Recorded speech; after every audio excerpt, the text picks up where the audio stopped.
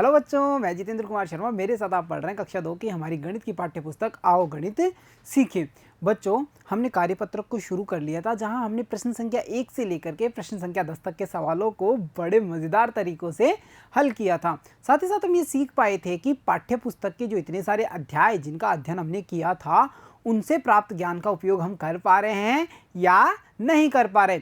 बच्चों, आज की कक्षा में हम क्या करेंगे? आज की कक्षा में हम हमारे कार्यपत्रक को आगे बढ़ाएंगे और प्रश्न संख्या 11 से लेकर के प्रश्न संख्या 14 तक के सवालों को हल करने की कोशिश करेंगे। तो चलो देखते हैं हमारा प्रश्न संख्या 11 हमें क्या कहता है। ये रहा हमारा प्रश्न, जिसमें हमसे कहा गया है कि देखो, राजू के पास 10 रुपए का नोट, 2 रुपए का एक सिक्का है, तो उसके पास कुल कितने रुपए होंगे? बच्चों, यहाँ पर हमें नोट और सिक्के दिए गए हैं अलग अलग मूल्य के। जैसे नोट की कीमत कितनी है या नोट का मूल्य कितना है? 10 रुपए। और जो एक सिक्का है उसका मूल्य कितना है? उसका है 2 रुपए। अब हमें ये बताना है कि राजू के पास में जो टोटल ये नोट और सिक्के हैं, इनका मूल्य कितना है। तो चलो हल करने की कोशिश करें। बच्चों, सवाल में हमें क्या कहा गया था कि 10 रुपए का कितना नोट है? एक नोट। तो हम कहेंगे 10 रुपए के नोट का मतलब क्या हुआ? 10। और एक सिक्का है जिसका मूल्य कितना है? 2 रुपए। तो मैंने ये लिखा 2। और हम टोटल बताएंगे, यानी हमें क्या करना होगा? जोड़ करना होगा। जब हमने अध्याय संख्या 7 का अध्ययन किया था, जोड़ और घटाव का, तो हमने जोड़ और घटाव के कुछ नियम जाने थे ना। जैसे इकाई के अंक के नीचे इकाई का अंक लिखा जाएगा, दहाई के अंक के नीचे दहाई का अंक लिखा जाता है। साथ ही साथ हमने यह भी जाना था कि अगर जोड़ करते समय 2 इकाइयाँ मिलकर के 10 हो जाती हैं, तो 10 का क्या बन जाता है? एक बंडल, यानी कि जिसे हम कहते हैं दहाई। और उस दहाई को कहाँ रखा जाता है? दहाई वाले बॉक्स में। ये भी हमने जाना था।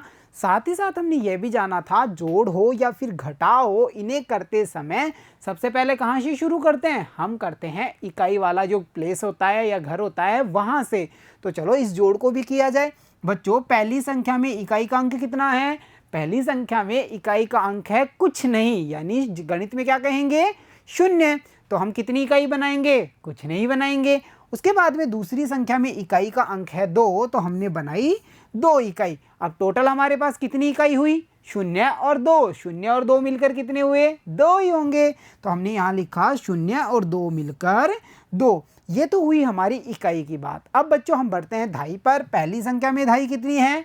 1। और दूसरी संख्या में दहाई नहीं है, क्योंकि वो कितने अंक की संख्या है? वो है 1 अंकीय संख्या। तो बच्चों, 1 और कुछ नहीं का मतलब 1। तो हम कह सकते हैं, भाई राजू, आपके पास में अब टोटल कितने रुपए हो चुके हैं? आपके पास में हो चुके हैं 12 रुपए। तो चलो, ये था हमारा प्रश्न संख्या 11। अब देखते हैं हमारा प्रश्न संख्या 12 हमें क्या कहता है। ये रहा प्रश्न, जिसमें हमसे कहा गया है, मालती के पास 10 रुपए के 2 नोट। बच्चों, यहाँ पर ध्यान देने वाली बात यह है, नोट कितने रुपए का है? 10 रुपए का, परंतु उसकी संख्या कितनी है? 2। यानी 10 का एक नोट, 10 का एक नोट। मालती के पास 10-10 रुपए के 2 नोट हैं। इसके बाद में देखिए, और 5 रुपए के 4 नोट हैं, यानी 5 जमा 5 जमा 5 जमा 5।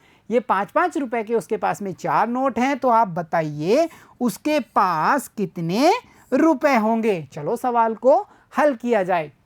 बच्चों देखो, 10 रुपए के 2 नोट, तो हम यहाँ लिखेंगे 10 रुपए के 2 नोट। 10 रुपए के कितने नोट हैं? 2 नोट हैं। बच्चों, आप बता सकते हैं 10 रुपए के 2 नोट का मतलब क्या होगा? 1-1 रुपए के 2 सिक्के हैं, टोटल कितने रुपए? 1 और 1 कितने हुए? 2। वैसे ही 10 रुपए के 2 नोट का मतलब कितने रुपए हुआ? 20 रुपए। ठीक है बच्चों, 10 रुपए के 2 नोट बराबर 20 रुपए। इसी प्रकार उसके पास हैं 5 रुपए के 4 नोट, यानी हम यहाँ लिखेंगे 5 रुपए के 4 नोट। ठीक है बच्चों, चलो इसका भी पता करें। 5 का एक नोट, फिर 5 का एक और नोट, फिर से 5 का एक नोट, और फिर से 5 का एक नोट। ये हो गए 5-5 के कितने नोट? 4 नोट। तो देखो बच्चों, 5 और 5 बता दो, 5 फिंगर टोटल कितने? 10 होंगे। ये हो गए 10। 5 और 5 ये भी 10, 10 और 10 कितने हुए? 20 हुए। या हम इनकी लाइन ड्रॉ करके भी इन्हें काउंट कर सकते थे। 10 और 10 कितने हुए? 20। तो 5 रुपए के 4 नोट का मतलब भी क्या होता है? 20 होता है। और हमें यहाँ बताना है टोटल, यानी हम क्या करेंगे? जोड़ करेंगे। देखो बच्चों, इकाई का अंक 0 और 0, 0 0 0। वैसे ही धाई यहाँ 4, 2 और 2, 2 और 2 मिलकर कितने हुए? 2 के बाद में 2 और 1, 2 3 4, टोटल हुए 4। तो हम कह सकते हैं कि भाई मालती, आपके पास में अब कितने रुपए हैं टोटल? आपके पास में है 40 रुपए। तो चलो अब देखते हैं हमारा प्रश्न संख्या 13 हमें क्या कहता है।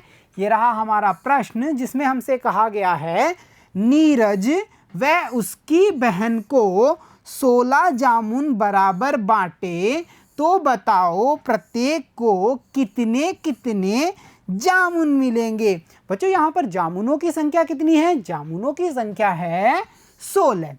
और बांटना कितने लोगों में है? नीरज और उसकी बहन में। यानी कि टोटल बंदे या बच्चे हमारे पास कितने हैं? 2 बच्चे।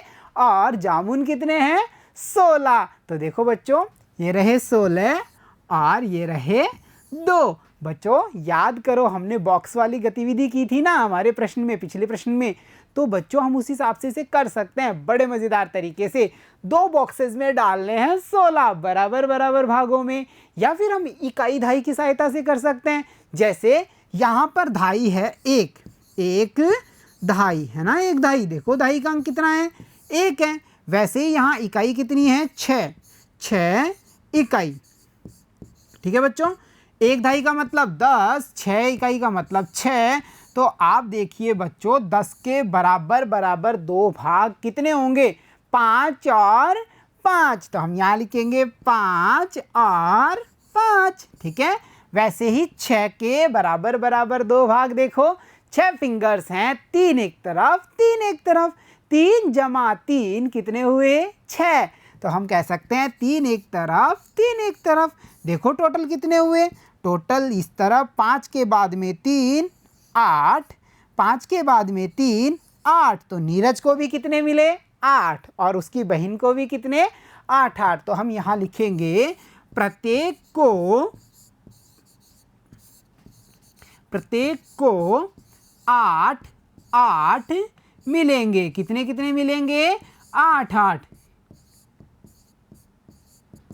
ठीक है बच्चों, प्रत्येक को कितने कितने मिलेंगे? 8 8 मिलेंगे। इस प्रकार से हमने प्रश्न संख्या 13 को हल किया। आप बच्चों इसे 2 बॉक्स बना करके भी कर सकते हैं, काउंटिंग करके, जैसा हमने किया था ना, लगातार गिनती बोलते हुए हर बॉक्स को एक एक अंक देते हुए। तो बच्चों ये था हमारा प्रश्न संख्या 13। अब हम देखते हैं हमारा अगला प्रश्न, यानी प्रश्न संख्या 14। बच्चों हमें यहाँ ये बताना होगा कि चित्रों को देखकर बताओ कि 2 वस्तुओं में से कौन सी वस्तु सीसॉ को नीचे की ओर ले जाएगी। सीसॉ देखा है ना आपने, गार्डन्स में होता है, जिसमें बच्चे झूला झूलते हैं।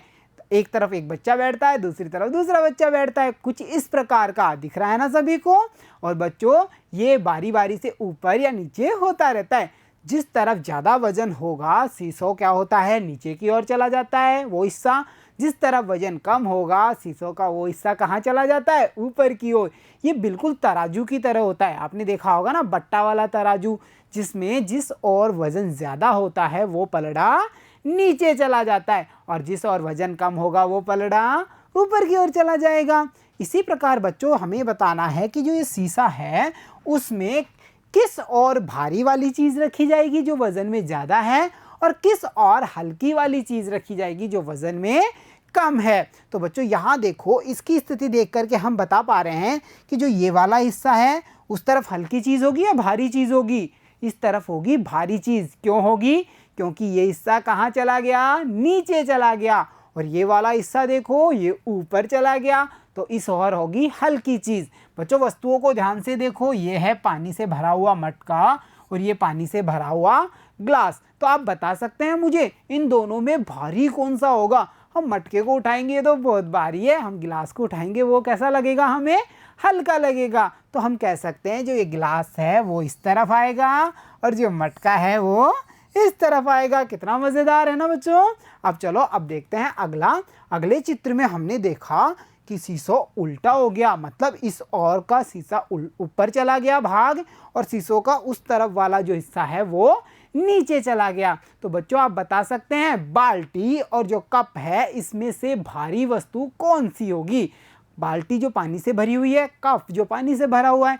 आप बताइए इन दोनों में से भारी कौन सा है? ज़्यादा वजन किसमें? ज़्यादा वजन बाल्टी में है, तो ये जाएगी इस और कप जाएगा इस ओर। ठीक है बच्चों, आ रहा है ना समझ में?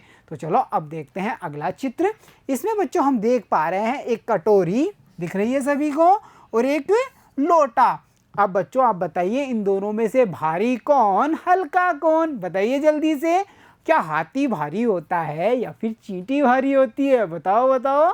हाथी होता है। वैसे ही बताओ कटोरी भारी है कि लोटा भारी है? दोनों में से कौन भारी कौन हल्का? तो हम कह देंगे कि जो लोटा है वो भारी है, जिस कारण ये वाला हिस्सा नीचे चला गया, और जो कटोरी है वो कैसी है? वो हल्की है, जिस कारण ये वाला हिस्सा ऊपर चला गया। तो बच्चों यहाँ पर हमने ये देखा जिस ओर, चाहे तराजू की बात करें, शीशों की बात करें, जिस ओर ज़्यादा वजन होगा वो हिस्सा नीचे की ओर चला जाता है, जिस ओर कम वजन होता है वो हिस्सा ऊपर की ओर चला जाता है। तो प्यारे बच्चों आज की कक्षा में इतना ही। मिलता हूँ आपसे अगली कक्षा में, तब तक के लिए धन्यवाद बच्चों।